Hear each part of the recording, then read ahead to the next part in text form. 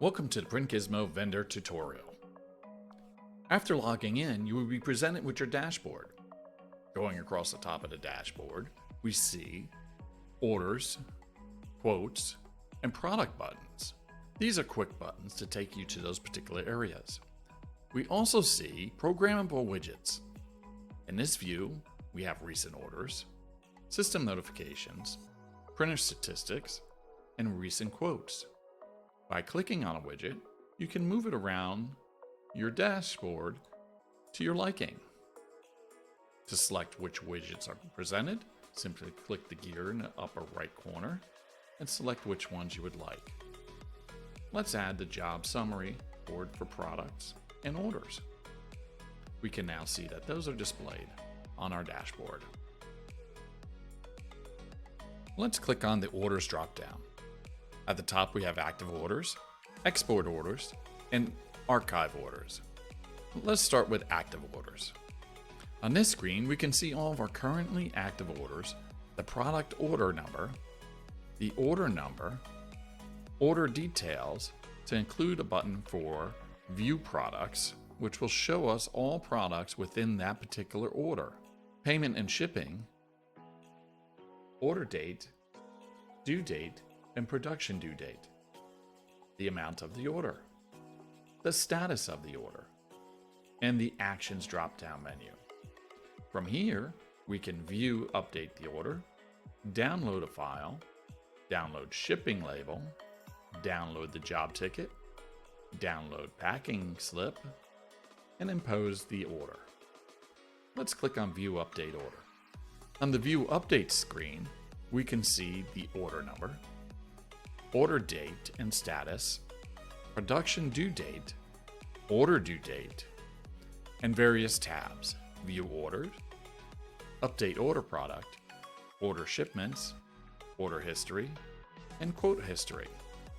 Let's take a look at the View Orders tab. This is the order product detail. We can see the ID number, any product image that was loaded, the products themselves and associate specifications, details, and then of course the price.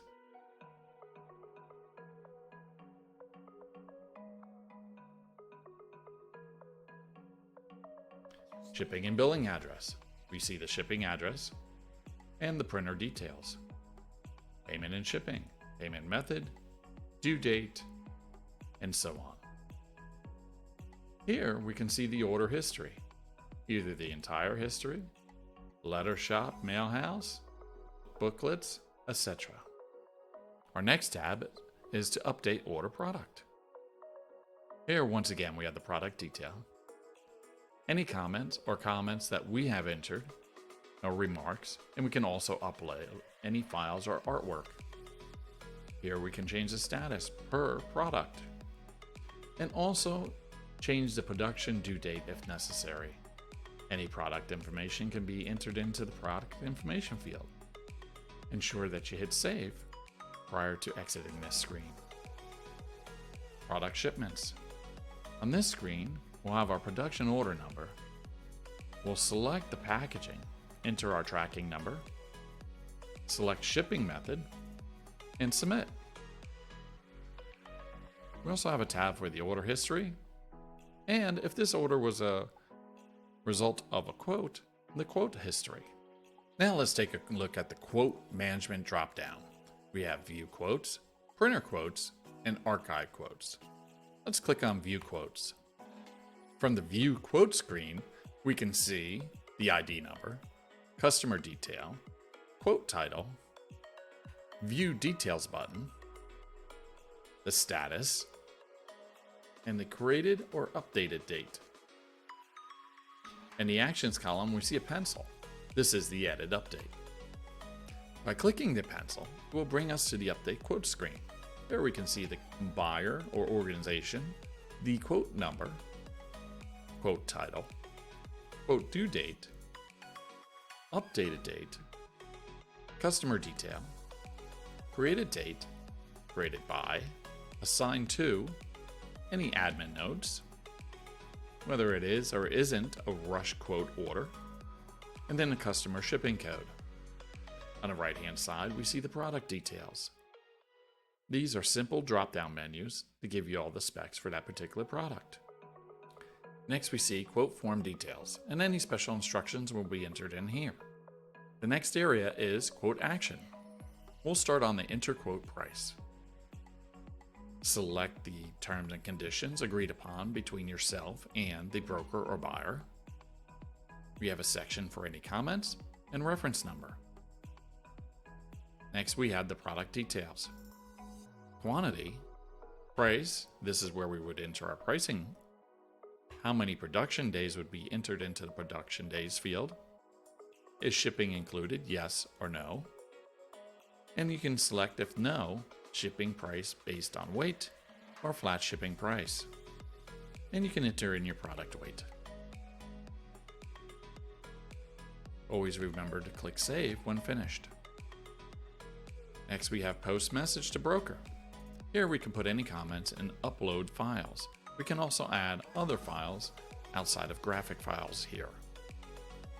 We can see the quote history. On the quote decline tab, we can decline a quote, enter our comments, decide whether we would like to send a broker notification, and then click save. Next, let's take a look at the organization management tab. The option below is fee schedule. This is where you would enter all your fee schedules for all the organizations that you service. Below that, we have products and prices. Below the products and prices menu selection, you will see a drop down for manage prices. Here's where you would enter in your product price, your product bulk price, your product option price in bulk, also your product price in Excel, and organizational discounts. Our next tab is configuration. Here we can review our profile and also set up our shipping methods. Next, we have the reports menu. Under the reports menu, we have order, where we can find our order summary report, our order detail report, also our partner reports, transaction fees, printer order summary, and printer quote performance. Let's take a look at the admin drop-down menu. Here we have admin and admin group/role. We recommend starting with admin group/role. To add a group or a role, simply click the add button, submit your group name, select where they will have access in the workflow, and what section they belong to. Don't forget to hit save when completed.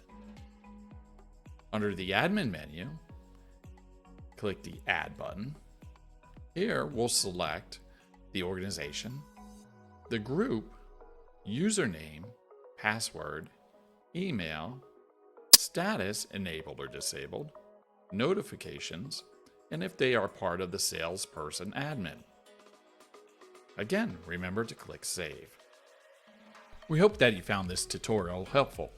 If you have any questions for our support gurus, please contact them via the live chat at the top menu bar or by email at support@elinx.com. That's support@elynxx.com.